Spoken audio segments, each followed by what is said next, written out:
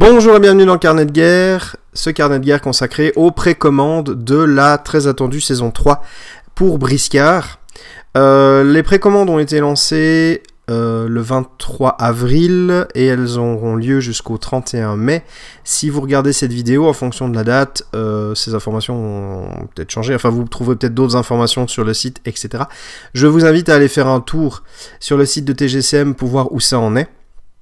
Et on va un petit peu parler de cette fameuse saison 3. Alors les saisons dans Briscard, c'est des ajouts de règles, c'est des nouvelles mécaniques, et comme pour la saison 2, on a une nouvelle faction, les Celtes, qui nous est proposée.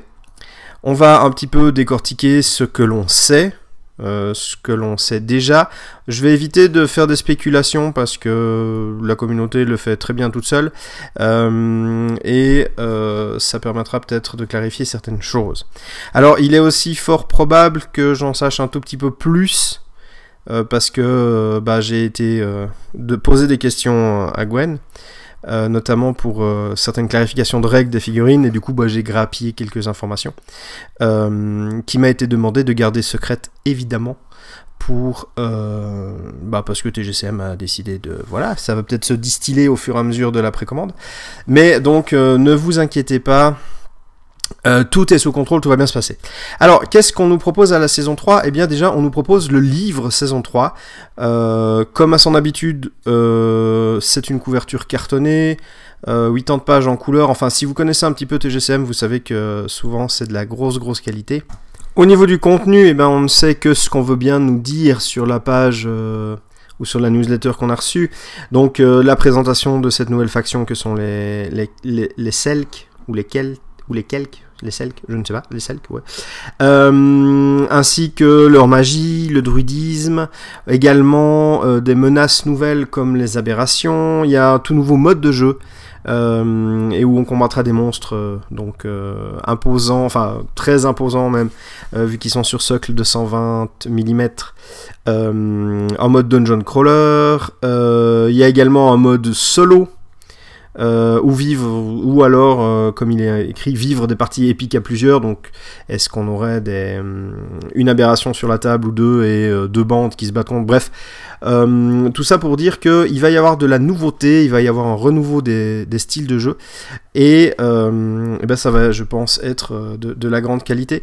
Alors tout comme la campagne qui pourrait être apparentée à une saison 1, évidemment c'est un mode qui est optionnel, ce n'est pas obligatoire de jouer des aberrations, de jouer en dungeon crawler, etc. Ça va amener une diversité dans le jeu qui est bienvenue, puisque le jeu, comme il le mentionne également, ça fait quand même 8 ans qu'il existe, et avoir des petits add-ons supplémentaires, c'est toujours bienvenu. Au niveau du prix du livre, je parle pas souvent d'argent, mais pour une précommande, je pense que c'est quand même important. On est à 29 €. Et pour connaître la qualité des autres livres de TGCM, je pense que c'est un prix tout à fait honnête, et il est plus que rentable. Qui dit nouvelle faction dit nouvelle figurine, et qui dit nouvelle figurine et nouvelle faction dit nouveau starter pack. Nous avons donc la possibilité d'acheter le starter pack, le pack de démarrage Selk, comprenant 3 figurines dont un colosse. On va décortiquer un petit peu les figurines et les profils. Toutes les figurines qui sont présentées ici, que ça soit le starter pack ou les aberrations, l'aberration et l'anomalie, sont des figurines sculptées et peintes par Emmanuel Pontier. J'imagine qu'avec le confinement, ça n'a pas dû toujours être facile. Donc bravo à Emmanuel pour avoir réalisé ce travail. Et je tiens quand même à souligner que c'est un gros travail, que durant le confinement ça n'a pas dû être simple. Je souhaite quand même féliciter toute l'équipe de TGCM, les très impliqués et les très impliqués mais un peu moins, pour avoir fait quand même un travail qui est vraiment très impressionnant. Je sais également qu'il y aura des sorties Carnage qui vont venir un peu plus tard, donc il y a quand même de la continuité, il y a quand même quelque chose qui est fait.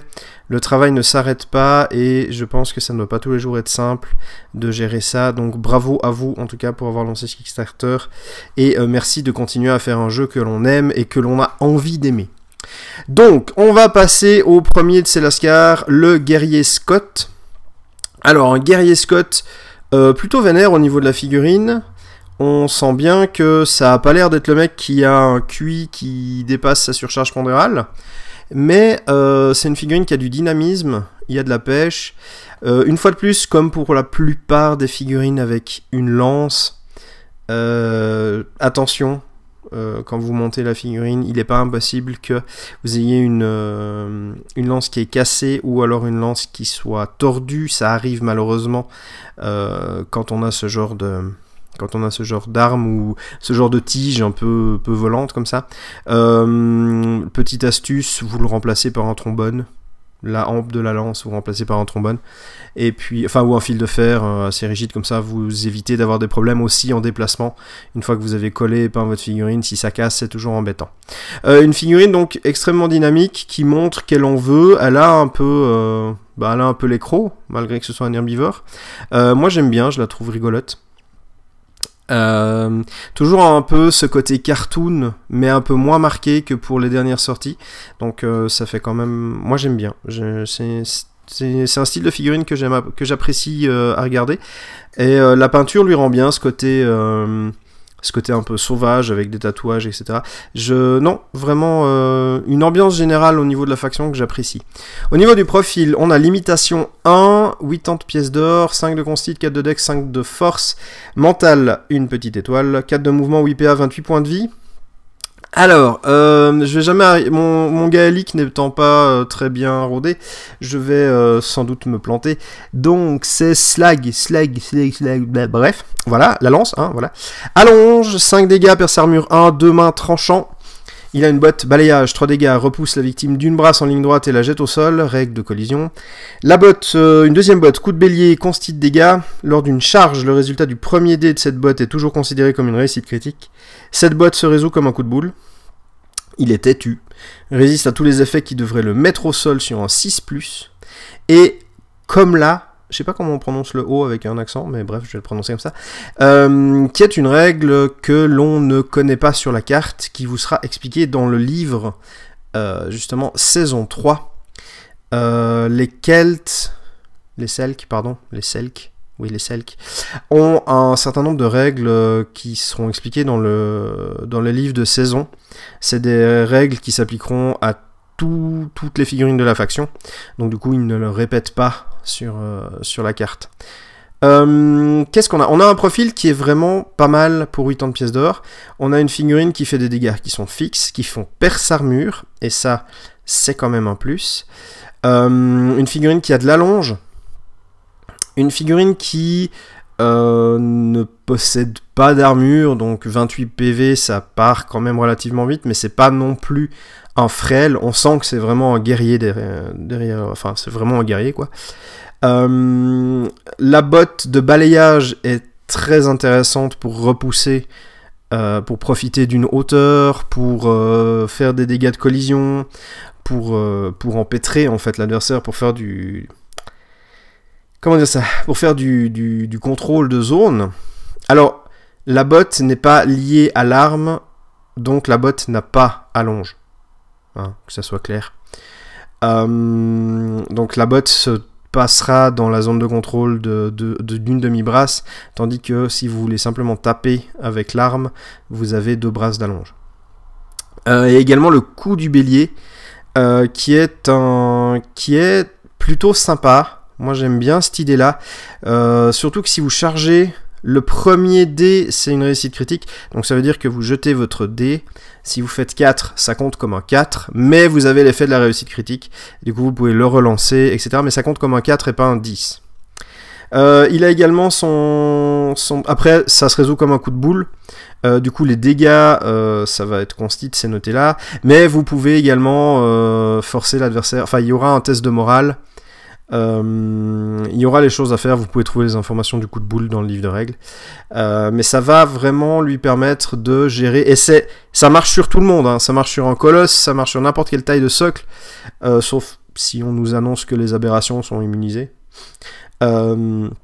Donc vous pouvez vraiment mettre en problème des figurines beaucoup plus grosses et beaucoup plus imposantes que lui. Le têtu que je trouve vraiment très sympa, il résiste à tous les effets pour le mettre au sol. Non, je ne tomberai pas, je resterai sur mes deux pattes. Et le comme là qui va, à mon avis, lui permettre d'avoir un mental, enfin d'avoir un moral qui sera proportionnel au nombre de... Enfin, qui sera augmenté en fonction du nombre de figurines de son clan. Un peu comme les Thuléens. Donc on verra la règle à ce moment-là dans le livre. Donc un profil de générique qui est plutôt intéressant, qui est plutôt fort, moi je trouve. Les profils de générique comme ça, qui valent 80 pièces d'or et qui bénéficient d'allonges, également d'un poussoir, ainsi que de mettre au sol pour faire utiliser des points des PA à l'adversaire, c'est quelque chose de très intéressant. La limitation 1, il faudra voir sur le long terme comment ça se passe. S'il y a d'autres profils de ce même acabit, ça va pas être dérangeant. S'il y en a juste un, ça va être un peu plus embêtant. Mais je pense qu'ils ont prévu ce qu'il faut. L'équipe de TGCM derrière tout ça. On va passer à la figurine suivante. On va passer au colosse. Alors, ce fameux colosse, Akmos. Lui non plus, il a pas l'air d'avoir un QI supérieur à sa surcharge pondérale. Une bûche, un bâton, une figurine de grande taille. On a envie à la fois de lui mettre des papouilles parce qu'il ressemble à une grosse vache ou à un gros buffle, et à la fois on veut fuir parce qu'on sent qu'on va s'en ramasser plein la tronche. Figurine que je trouve très jolie. J'aime beaucoup la figurine, surtout au niveau du visage, de la barbe, et il a à la fois un petit côté Obélix et un petit côté nain de Warhammer Battle, et ça fonctionne bien. Ça marche bien et je kiffe. Parce que j'aime bien Obélix et j'aime bien les nains de Battle. Du coup, j'aime vraiment bien la figurine. Peut-être une petite remarque sur la... Alors, c'est sans doute les photos. La posture de la main qui tient la branche. J'ai l'impression qu'il s'est fait un petit peu un tour de poignet, pas top. Mais c'est peut-être juste la photo. Et quand on aura la figurine en main... J'ai l'impression que le poignet est un petit peu trop tourné par rapport à l'angle du bras. Mais bon, c'est des pinaillages. Au pire... À mon avis, la main sera accolée, donc il n'y a pas trop de problème si vous voulez changer cela. Qu'est-ce qu'on a au niveau de la dite figurine? On a une figurine à 200 pièces d'or, un colosse constitué de dextérité 3, force 8, mental 2, agressivité 4, 4 de mouvement, 9 PA, 42 points de vie. Arme, coup de madrier, 8 dégâts de main contendant, repousse la victime d'un des 5 bras en ligne droite, règle collision, pas d'effet de réussite critique. Le coup de corne, 3 PA, 1 des 5 plus 2 dégâts, perforant, saignement 1. En cas de réussite critique, saignement 2 à la place de dégâts supplémentaires. La botte, frappe tonnerre, 4 PA, 1 des 5 moins 1 choc électrique au briscard dans sa zone de contrôle. Il est robuste, il ne subit jamais de malus de constitution et il a analgie. Alors, qu'est-ce qu'on a avec ce colosse? Bon, on a un colosse dans les coups standards des colosses, donc jusque-là rien de nouveau, un bon profil, je trouve. Constitué de dextérité 3, force 8, c'est quand même pas mal pour des colosses. Ça envoie pas mal du lourd. Mental 2, agressivité 4, ça va faire très mal sur les actions qui vont rajouter son agressivité. 4 de mouvement, 9 PA, c'est un colosse qui est bien efficace. 42 points de vie et analgie, c'est un colosse qui va être assez tanky. Il va être vraiment...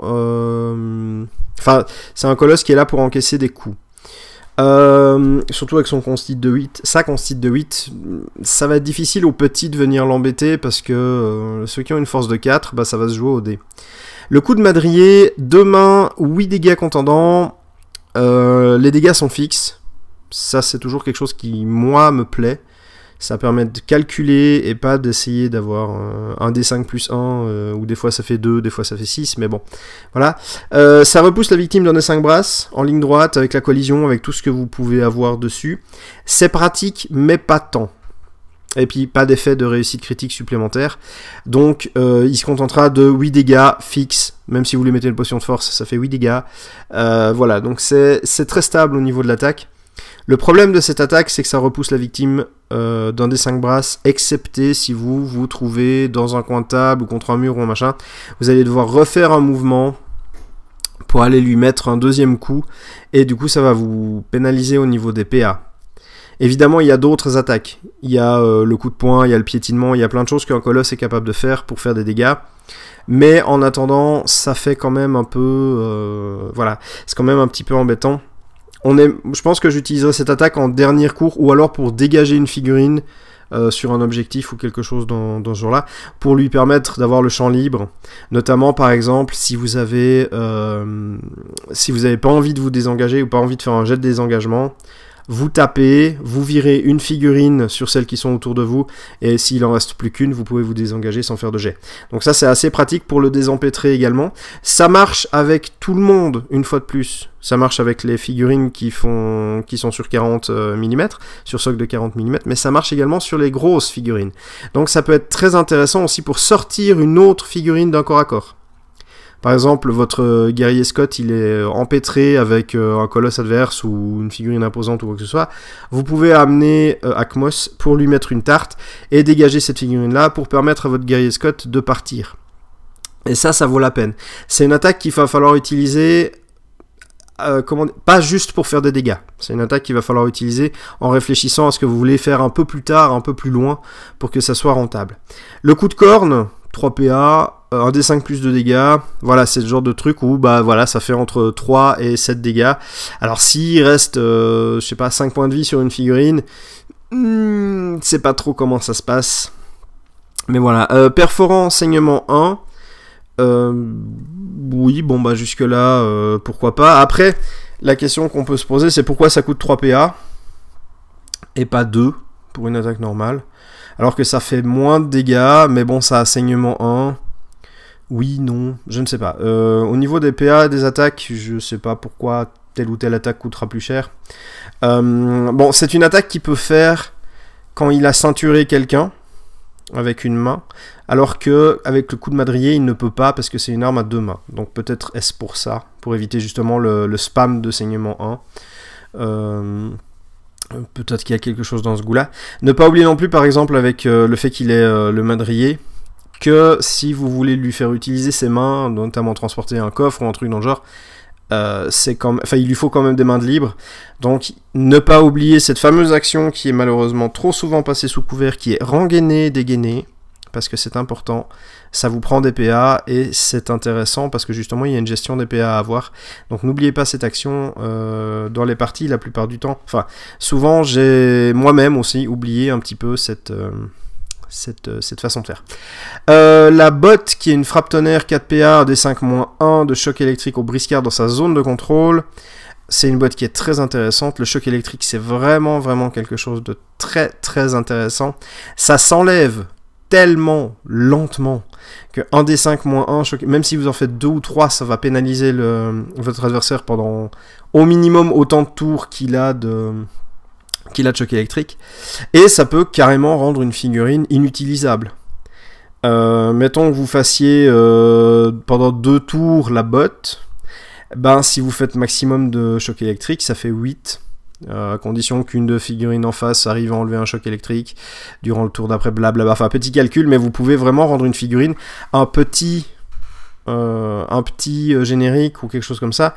S'il a 6-7 PA, il peut vraiment être très handicapé. Et qui dit plus de PA, dit plus de défense, dit plus d'attaque, dit plus de mouvement, à part le mouvement gratuit, mais pas de désengagement, etc. Donc ça peut vraiment être très pénalisant. Robuste, ne subit jamais de malus de constitution. Ça, pour un colosse, c'est vraiment excellent. Le poison étant notre meilleur ami, enfin un de nos meilleurs amis pour combattre les colosses, du coup, lui, sa constitution, il va la garder à 8. Du coup, c'est un petit peu... le poison sera pas forcément moins efficace, parce que ça va diminuer sa force, ça va diminuer ses autres stats. Mais en attendant, la constitution, elle reste là, donc il est quand même capable de faire des défenses qui sont potables. De même que certaines figurines enlèvent des points de constitution, que ce soit d'autres colosses, par exemple, je pense à...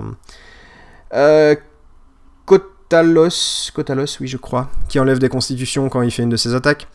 Ça peut vraiment être très utile. On ne sait pas tellement qu'est-ce qu'on peut avoir en face, mais du coup il ne subit jamais de malus de constit. Donc sa constit elle reste à 8, il est là pour encaisser. Voilà, on n'a pas besoin d'aller beaucoup plus loin, il est là il tape et il encaisse. Analgie, on en a déjà parlé, ça l'immunise au jet de morale quand il arrive dans les cases colorées. Ça l'immunise également à des attaques comme celle du coupe-jarret.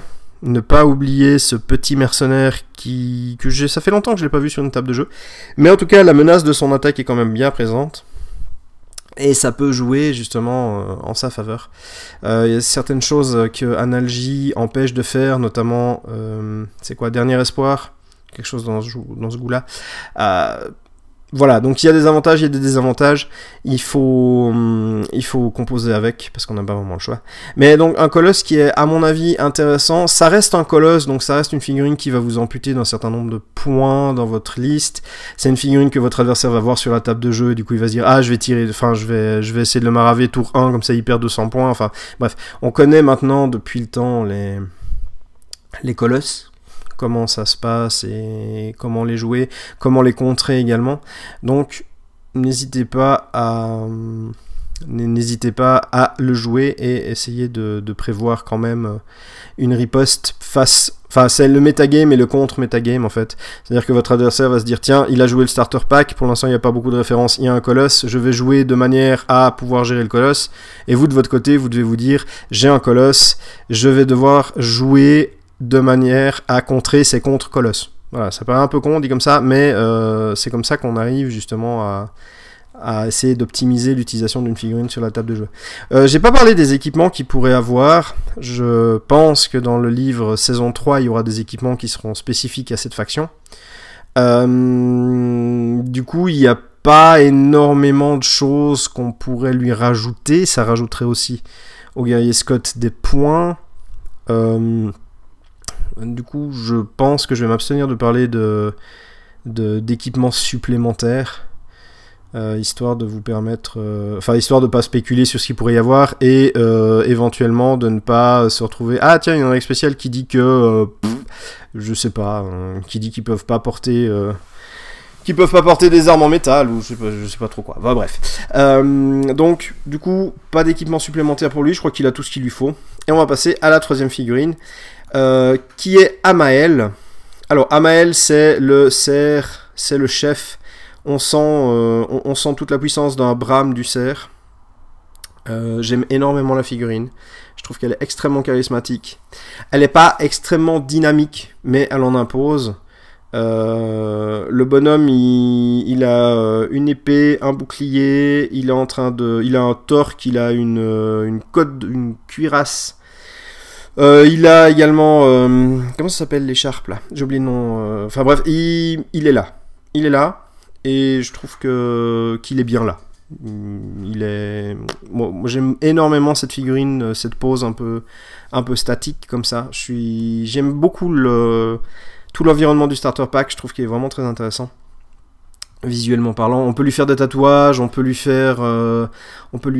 se faire mal à peindre justement tartan sur l'écharpe. Non, il a vraiment tout pour plaire aux gens. Au niveau de la figurine, au niveau de la peinture, vous pouvez vous faire plaisir. Et je pense qu'au niveau du profil, il fera aussi le café. Et donc, on va du coup passer à ce profil. Alors, Amael, 120 points. 5, 5, 5, 5, 5, 5, 5, 5, 5, 5. Bon, bah voilà. Ça, c'est vite fait.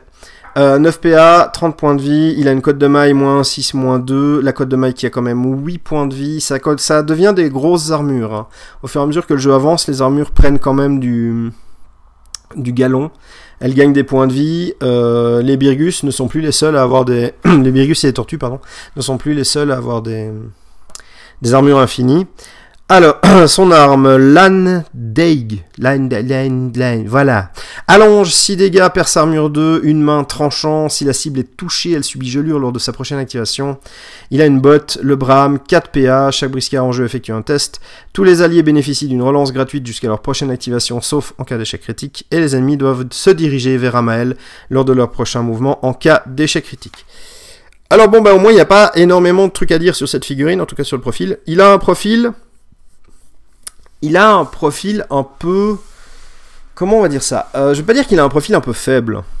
Il a un profil de 5 partout. À 120 pièces d'or, ça fait quand même un profil un peu en deçà. On a quand même eu l'impression d'avoir des profils à 120 pièces d'or où effectivement il avait peut-être moins de dextérité, mais il avait plus de force. Là, il est extrêmement stable. il a 5 partout. Voilà, on discute pas, il n'y a rien à redire là-dessus. Il peut utiliser des esquives, des défenses, des contres. Il commencera à peu près à 10, donc quoi qu'il fasse. Que ça soit pour des objectifs, pour des attaques, pour des défenses. Bref, sa base, lui, c'est 10. Voilà, ça c'est fait. 9 PA, c'est un chef, c'est logique. Il y a eu beaucoup de figurines tout un temps qui sont sorties avec 9 PA. On a pensé que c'était un petit peu c'était un peu devenu la norme. Mais en fait, non, parce qu'après on a eu des figurines qui en avaient 6, qui en avaient 7. Bref, donc mais vraiment, c'est un personnage qui doit avoir... Bah, Amael, ça veut dire prince, en gaélique. Donc du coup, c'est un personnage bah voilà, quoi, c'est un chef. Donc 9 PA, c'est dans la norme des chefs. Surtout des chefs à ce prix-là. 30 points de vie, c'est un bon tank, c'est un bon guerrier, c'est un guerrier d'élite. Il a également la cote de maille, et du coup ça lui donne quand même genre... en fait ça lui donnerait presque 38 points de vie de base, peut-être un peu plus si vous réussissez le jet d'armure, qui est quand même pas très dur à réussir. Donc voilà, il est bien là, il tank bien, et justement avec son 10 de base dans ses défenses, excepté la défense simple, ça va être quand même un morceau à dégommer. Au niveau de son arme, alors je me suis interrogé à savoir pourquoi est-ce que cette arme-là avait allonge. On parle d'une épée, en tout cas sur la figurine c'est une épée. Si vous traduisez en fait le nom de l'arme, ça veut dire il y a une notion de glace, donc iceberg, glacé, etc. Mais c'est un truc du style lance de givre ou lance de glace, la traduction. Donc on comprend pourquoi il a allonge, même si sur la figurine il a une épée. Voilà.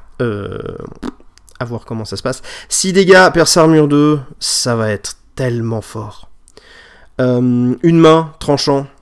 Jusque là tout va bien. Tranchant, ça veut dire que vous pouvez l'empoisonner aussi, dans le doute. Pourquoi pas. Si la cible est touchée... Alors, il y a... Enfin, quand il y a des effets sur une attaque, il faut que ça fasse des dégâts. Ça signifie que même là, s'il est marqué touché, il faut que ça fasse quand même au moins un point de dégâts à la figurine adverse. Il vous faut pas... Enfin, si l'armure absorbe tous les dégâts parce que vous avez fait une réussite critique sur l'armure, la gelure ne s'applique pas.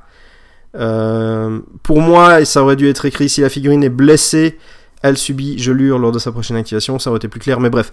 Il faut quand même faire minimum un point de dégâts pour que l'effet de gelure soit appliqué à la figurine. Mais gelure, c'est moins 2 de dextérité et moins 2 de mouvement.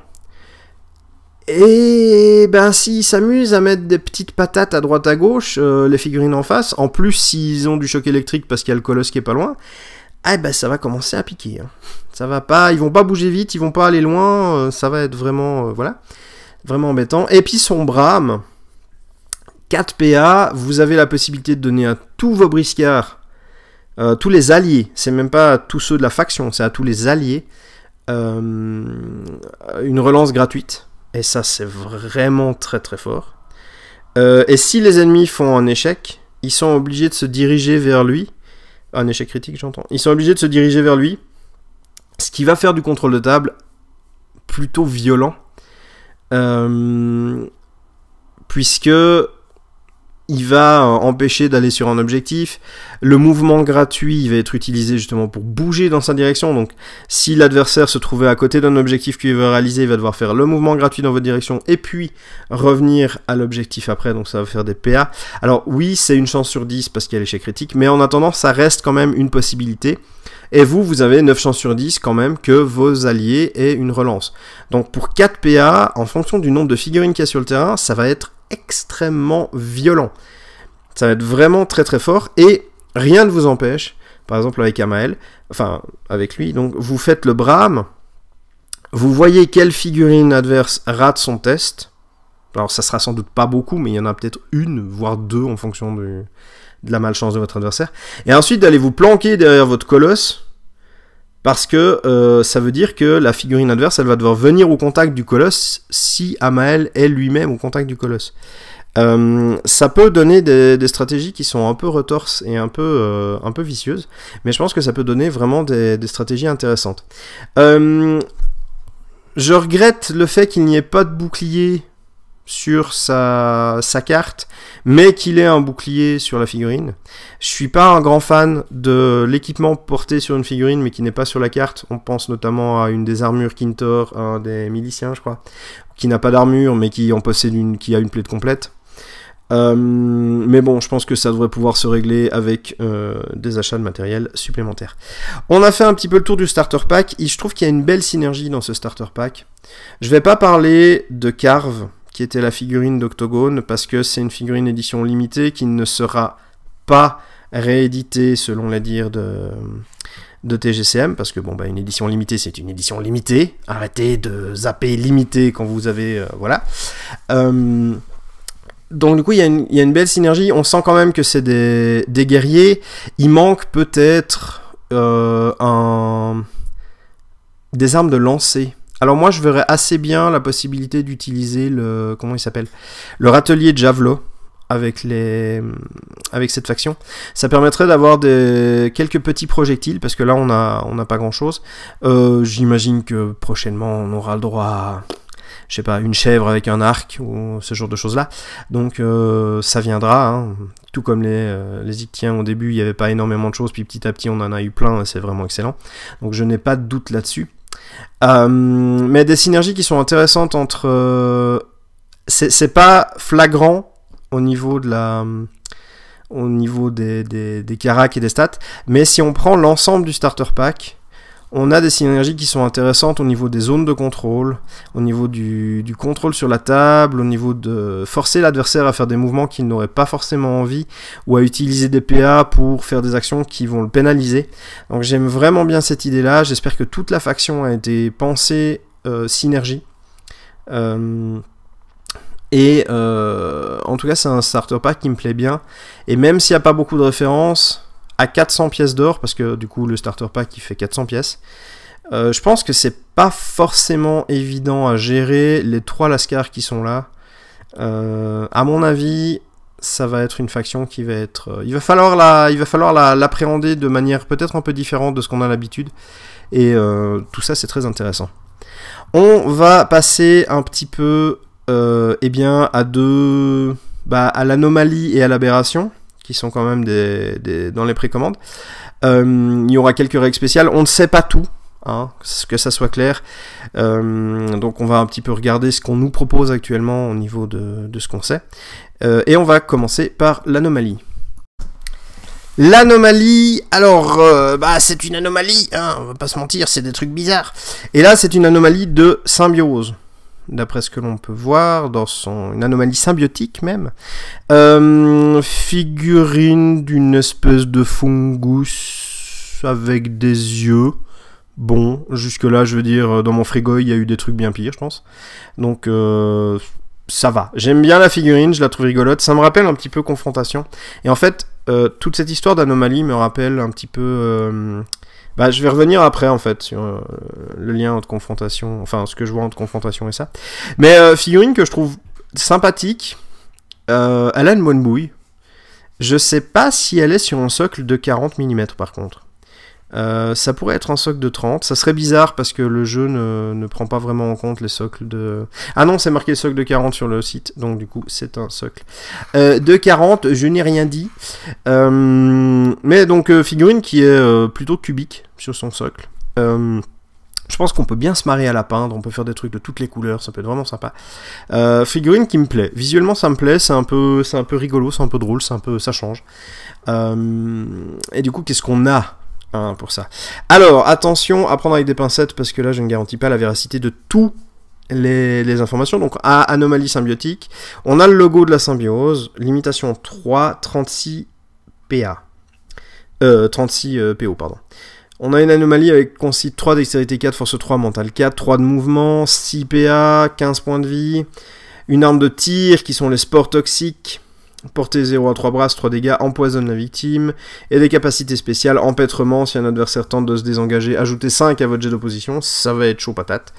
Et plante, bon, il n'a pas les stats non plus absolument folichon, mais quand même c'est des bonnes stats. Et plantes toxiques, les briscards, à moins de 2 brasses sont empoisonnés, tant qu'ils restent dans cette portée. Alors, ne faisant pas partie d'une faction, là c'est de la spéculation. On va pas pouvoir les acheter pour des factions, c'est-à-dire que tu veux pas te balader avec tes Kintor ou tes Orenok et une anomalie symbiotique pour le plaisir des yeux. Ça me paraît pas très réaliste. Donc peut-être peut-être est-ce justement un coup symbolique pour un dungeon crawler, pour dire voilà, de mon côté j'ai une bande de 400 PO, de ton côté ben t'auras une bande de 400 PO aussi, et en fonction de ce que tu prends, ben tu vas voilà, tu pourras mettre plus ou moins de trucs. Pour moi les PO actuellement là c'est juste une question indicatif. On ne sait pas à quoi ça va correspondre, on ne sait pas qui va pouvoir les acheter, qui va pouvoir entre guillemets les engager. Donc vraiment c'est indicatif. On en saura plus quand on aura le livre entre les mains. Par contre, une chose qui est très intéressante, c'est qu'avec cette anomalie, il y a invocation d'anomalie. Et ouais, ma gueule. Utilisable par tous les domaines de magie, coût 3 PA, portée au contact, durée immédiate. Une fois tous les 2 tours, un magicien peut uniquement invoquer une anomalie des arcanes qu'il maîtrise. Effet, si l'incantation réussit, mettez en jeu une anomalie puis lancez un des 10. 5 ou moins, l'anomalie commence avec un des 10 points de vie de moins sur son profil, ce qui peut vraiment être un peu embêtant. Une anomalie à 5 PV, c'est pas top. De 6 à 9, elle est invoquée, possède tous ses PV, et réussite critique. Vous invoquez une deuxième anomalie, vous lancez un dé pour connaître son total de PV, et pas d'effet en cas de réussite critique. C'est difficulté 16, et c'est 20 pièces d'or pour ça. Voilà où je veux en venir avec confrontation, c'est que j'avais tendance à jouer des listes où, effectivement, on pouvait invoquer plein d'animaux sylvestres. Si vous connaissez un petit peu Confront, il y avait les nains de Midnor qui avaient aussi tendance à pas mal invoquer entre les Ira Tenebrae et les petits moucherons de Midnor, etc. Donc voilà, maintenant on a l'invocation au milieu des parties, et ça va clairement changer la donne pour pas mal de choses. C'est-à-dire que vous allez payer votre sort 20 pièces d'or. Ça va devenir un must à mon avis. Vous allez payer votre sort 20 pièces d'or et vous allez du coup pouvoir invoquer une fois tous les 2 tours une anomalie. C'est-à-dire que si vous avez un scénario en 6 tours, vous allez pouvoir invoquer jusqu'à 6 figurines à condition de faire des réussites critiques à chaque fois. Bref, plus raisonnablement et plus statistiquement parlant, vous allez pouvoir invoquer 3 figurines de plus. 3 figurines qui ne sont pas particulièrement fortes, qu'on soit clair là-dessus, mais qui vont être tellement chiantes. C'est-à-dire que vous avez quand même là une anomalie symbiotique, constitue 3, dextérité 4, force 3, mental 4. C'est le profil de certains petits génériques, notamment chez les Thuléens. C'est le profil de figurines qui vont être là pour emmerder.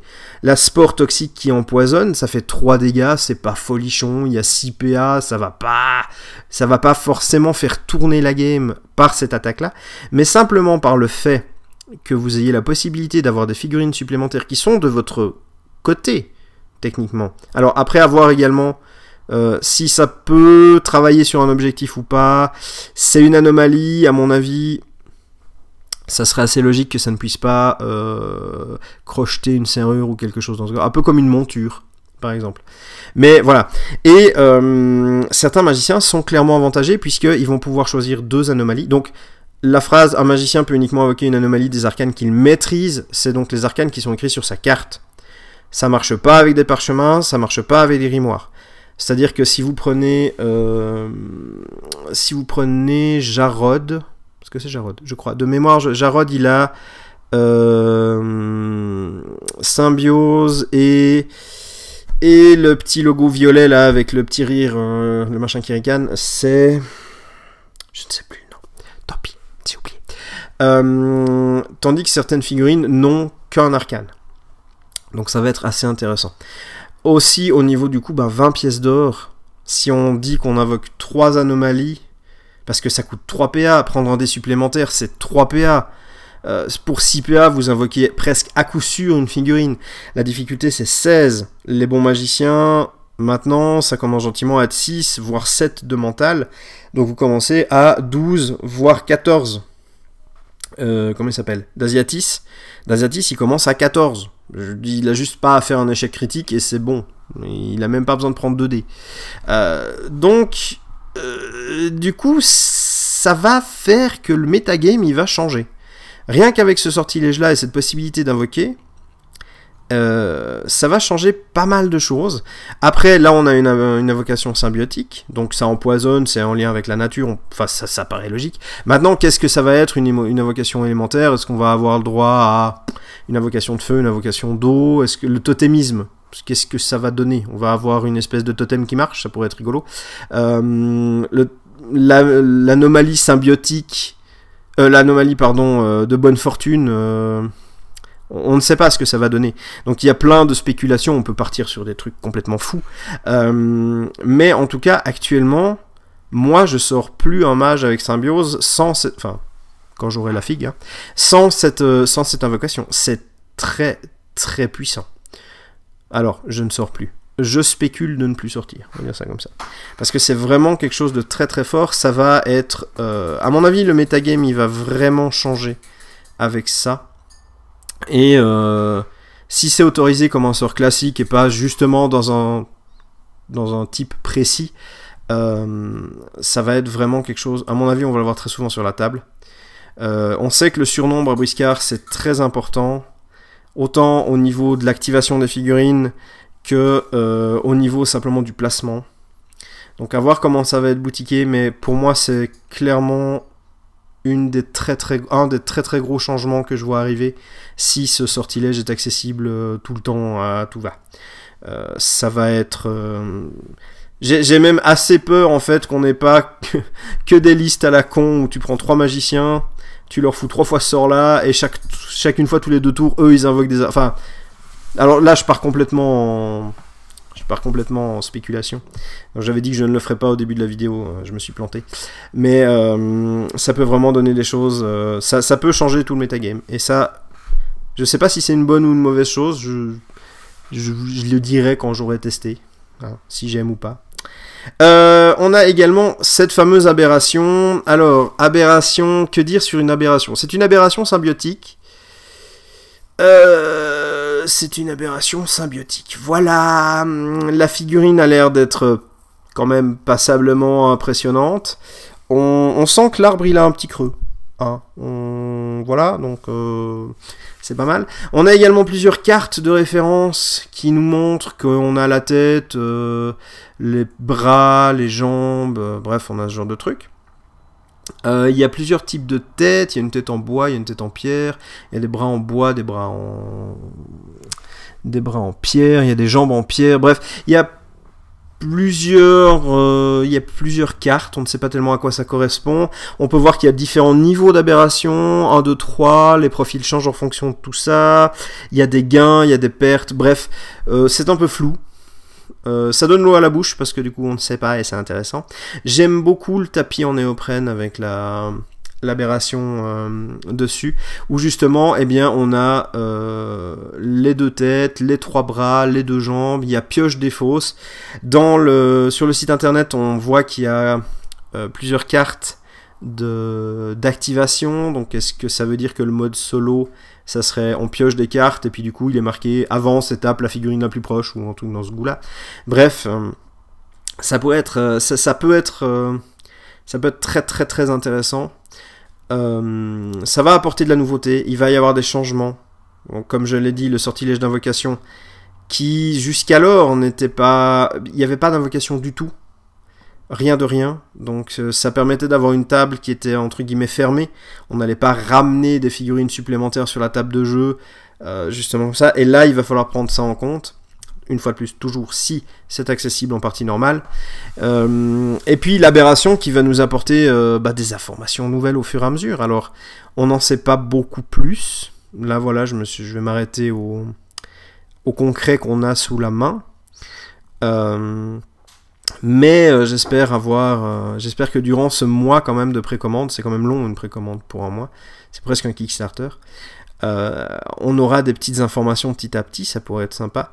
Moi en tout cas je suis bien content de cette préco. Les choses que je vois sont des choses qui me plaisent. Il y a certaines choses avec lesquelles ayant connu ce genre de choses par le passé dans d'autres jeux, c'est vrai que parfois je mets peut-être un petit peu les pieds au mur et je me dis oh là là là là là, qu'est-ce que c'est que ce bordel.